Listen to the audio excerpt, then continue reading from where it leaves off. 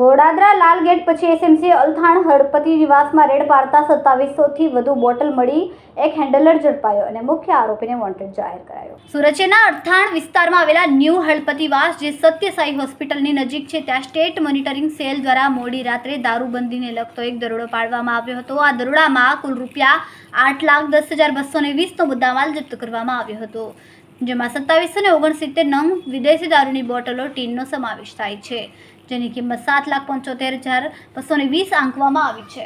એસએમસીને Althan police station વિસ્તારમાં આવેલા new હળપતિવાસ ઓપોઝિટ સત્યસાઈ હોસ્પિટલ અલથાણ સુરત શહેર ખાતે દારૂનો જથ્થો છુપાવવામાં આવ્યો છે તેવી ગુપ્ત બાતમી મળી હતી। આ માહિતીના આધારે એસએમસીની ટીમે છાપો મારતા સ્થળ પર વિદેશી દારૂનો મોટો જથ્થો, એક વાહન અને મોબાઈલ ફોનની મળી આવ્યા હતા। આ કેસમાં ધર્મેશભાઈ ઉર્ફ જગુ અશોકભાઈ રાઠોડ નામના એક વ્યક્તિની ધરપકડ કરવામાં આવી છે। તે દારૂના જથ્થાના હેન્ડલર તરીકે ઓળખાય છે।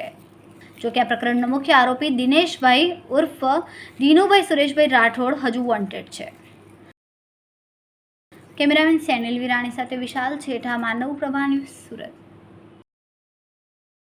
અમારા વિડિયોની નવી અપડેટ મેળવવા માટે સબસ્ક્રાઇબ કરો માનવ પ્રભા ન્યૂઝ ચેનલને, બેલ આઇકન ક્લિક કરો લેટેસ્ટ વિડિયો સૌથી પહેલા મેળવવા માટે।